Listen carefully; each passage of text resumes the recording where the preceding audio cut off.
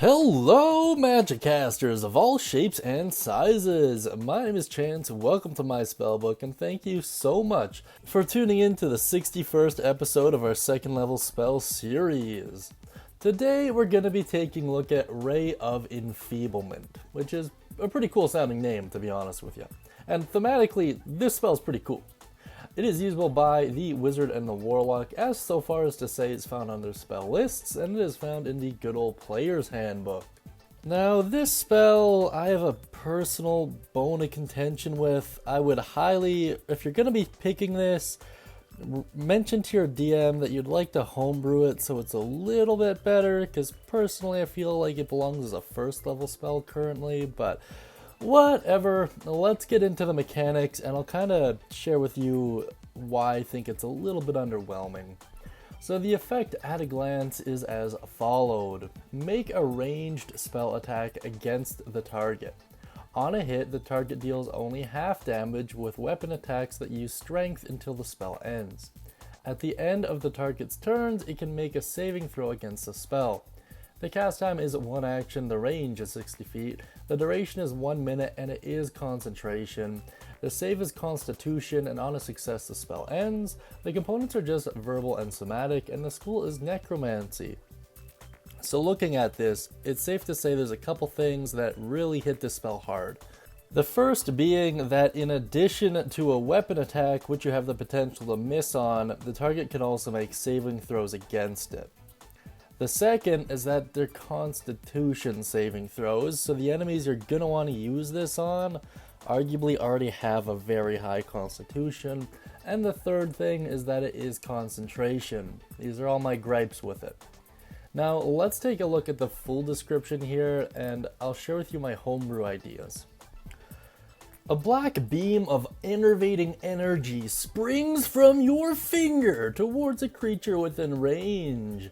Make a ranged spell attack against the target. On a hit, the target deals only half damage with weapon attacks that use strength until the spell ends.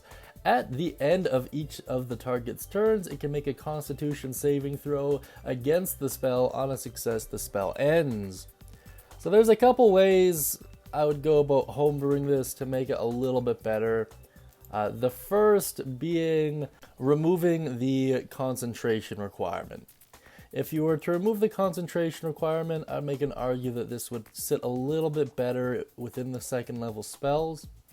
Another alternative to that would be changing it from a Constitution save to maybe an Intelligence save. I know that doesn't make a lot of sense thematically, but mechanically it would certainly help it out a little bit.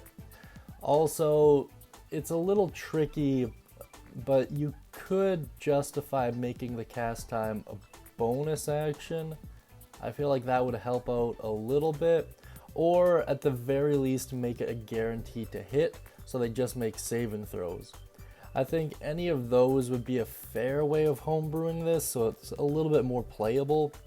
In any case, we're gonna deal with the rules as written version naturally, but I'm just saying that's kind of how I would go about it.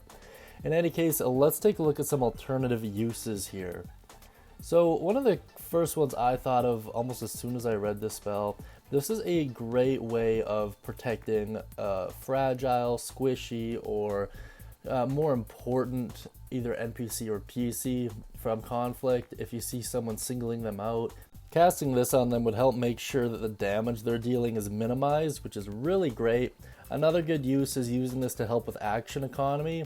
For example, if there's something coming at you and they can take like 4 attacks, let's say.